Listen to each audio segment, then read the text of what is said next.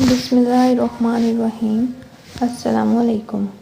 حضرت معاذ بن جبل رضی اللہ عنہ سے روایت ہے کہ میں رسول اللہ صلی اللہ علیہ وآلہ وسلم کی سواری پر نبی کریم صلی اللہ علیہ وسلم کے پیچھے سوار تھا۔ آپ صلی اللہ علیہ وسلم نے فرمایا، اے معاذ، تمہیں معلوم ہے کہ بندوں پر اللہ کا کیا حق ہے اور اللہ پر بندوں کا کیا حق ہے؟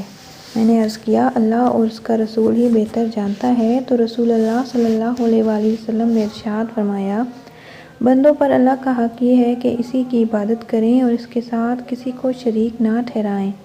پھر آپ صلی اللہ علیہ وآلہ وسلم نے فرمایا، اللہ پر بندوں کا حق ہے کہ جب وہ اس کے ساتھ کسی کو شریک نہ ٹھہرائیں تو انہیں عذاب نہ دیا جائے۔ حضرت ابو ذر رضی اللہ عنہ سے روایت ہے کہ انہوں نے کہا کہ رسول اللہ صلی اللہ علیہ وآلہ وسلم نے فرمایا، میں اہل جنت میں سب کے بعد جانے والے اور اہل دوزخ میں سب سے آخر میں سے نکلنے والے کو جانتا ہوں۔ وہ ایک آدمی ہے جسے قیامت کے دن لایا جائے گا اور کہا جائے گا، اس کے سامنے اس کے چھوٹے گناہ پیش کرو اور اس کے بڑے گناہ اٹھا رکھو، یعنی ایک طرف ہٹا دو، تو اس کے چھوٹے گناہ اس کے سامنے لائے جائیں گے اور کہا جائے گا، فلاں دن تو نے فلاں کام کیے۔ وہ کہے گا، ہاں۔ وہ انکار نہیں کر سکے گا اور وہ اپنے بڑے گناہوں کے پیش ہونے سے خوفزدہ ہوگا۔ اس وقت اسے کہا جائے گا، تمہارے لیے ہر برائی کے عوض ایک نیکی ہے۔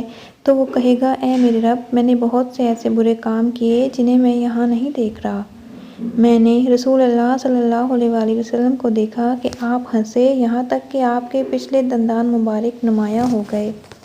ایک شخص نے ابن عمر رضی اللہ عنہما سے پوچھا، تم نے نبی کریم صلی اللہ علیہ وسلم سے کانہ پوشی کے بارے میں کیا سنا، یعنی سرگوشی کے بارے میں؟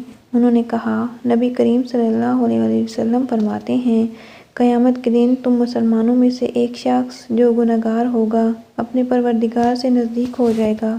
پروردگار اپنا بازو جو اللہ کے شایان شان ہے اس پر رکھ دے گا اور فرمائے گا، تو نے فلاں دن دنیا میں یہ برے کام کیے تھے۔ وہ عرض کرے گا، بے شک پروردگار، مجھ سے خطائیں ہوئیں پر تو غفور الرحیم ہے۔ غرض سارے گناہوں کا اقرار کرے گا اور پھر فرمائے گا کہ میں نے دنیا میں تیرے گناہ چھپائے رکھے تو آج میں ان گناہوں کو بخش دیتا ہوں۔ حضرت انس رضی اللہ تعالیٰ عنہ کہتے ہیں کہ ہم نے ایک دفعہ نبی کریم صلی اللہ علیہ وسلم کو دیکھا کہ آپ صلی اللہ علیہ وآلہ وسلم مسکرا رہے ہیں، تو حضرت عمر رضی اللہ تعالیٰ عنہ نے پوچھا، یا رسول اللہ، کون سی چیز ہنسی کا سبب ہوئی؟ فرمایا، میرے دو امتی اللہ تعالیٰ کے سامنے گھٹنے ٹیک کر کھڑے ہو گئے۔ ایک اللہ سے کہتا ہے، یا رب، اس نے مجھ پر ظلم کیا، میں بدلہ چاہتا ہوں۔ اللہ تعالیٰ اس ظالم سے فرماتے ہیں، اپنے ظلم کا بدلہ ادا کرو۔ ظالم جواب دیتا ہے، یا رب، اب میری کوئی نیکی باقی نہیں رہی کہ ظلم کے بدلے سے دے دوں۔ تو وہ مظلوم کہتا ہے، اے اللہ، میرے گناہوں کا بوجھ اس پر لاد دے۔ یہ کہتے ہوئے حضور صلی اللہ علیہ وآلہ وسلم آبدیدہ ہو گئے اور فرمانے لگے، وہ بڑا ہی سخت دن ہوگا، لوگ اس بات کے حاجت مند ہوں گے کہ اپنے گناہوں کا بوجھ کسی اور کے سر دھر دیں۔ اب اللہ تعالیٰ طالب انتقام سے فرمائے گا، نظر اٹھا کر جنت کی طرف دیکھ۔ وہ سر اٹھائے گا، جنت کی طرف دیکھے گا اور عرض کرے گا، یا رب، اس میں تو سونے اور چاندی کے محل ہیں، موتیوں کے بنے ہوئے ہیں۔ یا رب، یہ محل کس نبی اور کس صدیق اور شہید کے ہیں؟ اللہ تعالیٰ فرمائیں گے، جو اس کی قیمت ادا کرتا ہے اس کو دے دیے جاتے ہیں۔ وہ کہے گا، یا رب، کون اس کی قیمت ادا کر سکتا ہے؟ اللہ تعالیٰ فرمائیں گے، تو اس کی قیمت ادا کر سکتا ہے۔ اب وہ عرض کرے گا، کس طرح؟ اللہ تعالیٰ فرمائے گا، اس طرح کہ تو اپنے بھائی کو معاف کر دے۔ وہ کہے گا، یا رب، میں نے معاف کیا۔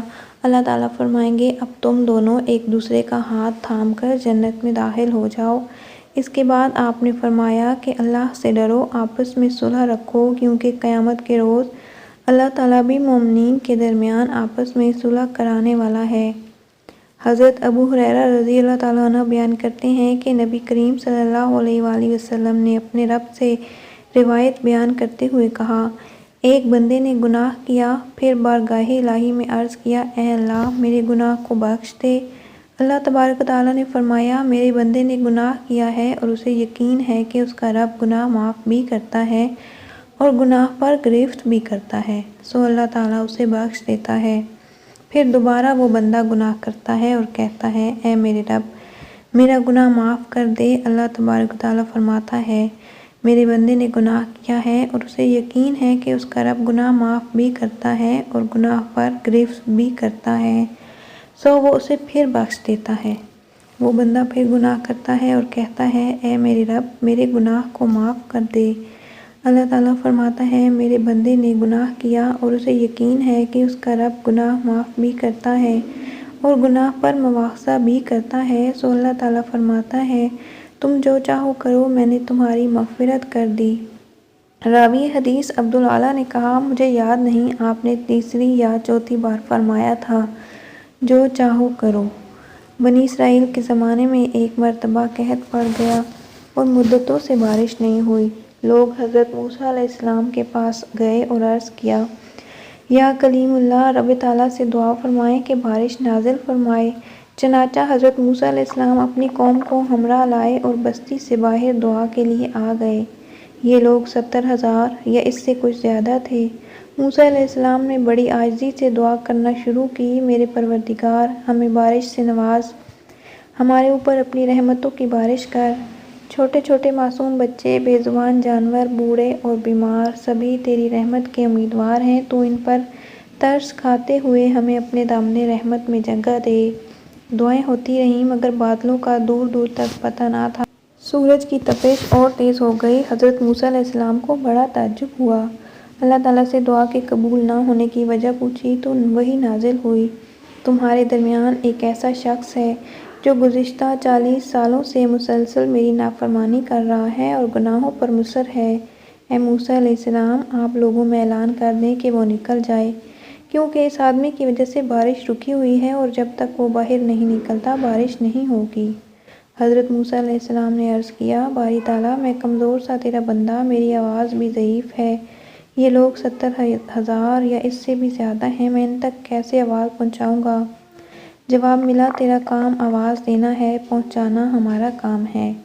حضرت موسیٰ علیہ السلام نے اپنی قوم کو آواز دی اور کہا، اے رب کے گناہ گار اور نافرمان بندے، جو گزشتہ 40 سال سے اپنے رب کو ناراض کر رہا ہے اور اس کو دعوت مبارزت دے رہا ہے، لوگوں میں سے باہر آ جا، تیرے ہی کالے کرتوتوں کی پاداش میں ہم باران رحمت سے محروم ہیں۔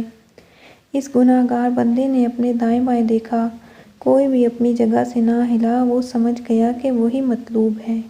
سوچا کہ اگر میں تمام لوگوں کے سامنے باہر نکلا تو بے حد شرمندگی ہوگی اور میری جگ ہنسائی بھی ہوگی، اور اگر میں باہر نہ نکلا تو محض میری وجہ سے تمام لوگ بارش سے محروم ہو جائیں گے۔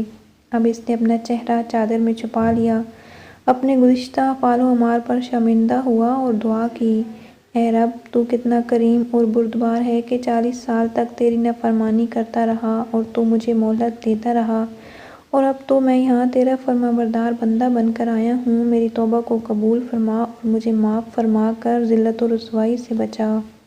ابھی اس کی بات پوری نہیں ہوئی تھی کہ آسمان بادلوں سے بھر گیا اور موسلا دھار بارش شروع ہو گئی۔ اب حضرت موسیٰ علیہ السلام نے دوبارہ عرض کیا، یا الہی، آپ نے بارش کیسے برسانا شروع کر دی؟ وہ نافرمان بندہ تو مجمع سے باہر نہیں آیا۔ اللہ تعالیٰ نے فرمایا، اے موسیٰ علیہ السلام، جس کی بدولت میں نے بارش روک رکھی تھی، اسی کی بدولت اب بارش برسا رہا ہوں کہ اس نے توبہ کر لی ہے۔ موسیٰ علیہ السلام نے عرض کیا، یا اللہ، اس آدمی سے مجھے بھی ملا دے کہ میں اس کو دیکھ لوں۔ فرمایا، موسیٰ، میں نے اس کو اس وقت رسوا اور خوار نہیں کیا جب وہ میری نافرمانی کرتا رہا، اور اب جب کہ وہ میرا مطیع اور فرما بردار بن چکا ہے تو اسے کیسے شرمندہ اور رسوا کروں؟ وہ ایک گناہ گار اور نافرمان شخص تھا اور اس کی بدولت بارش کا نزول نہیں ہو رہا تھا، اور چند کو چھوڑ کر تمام امت ہی گناہ گار اور غفلت میں ہو تو پھر کیا حشر ہوگا؟ سورۃ جن آیت 16 میں رب تعالیٰ نے سچ فرمایا، لوگ اگر راہ راست پر سیدھے رہے تو یقیناً ہم انہیں بہت وافر مقدار میں پانی دیتے۔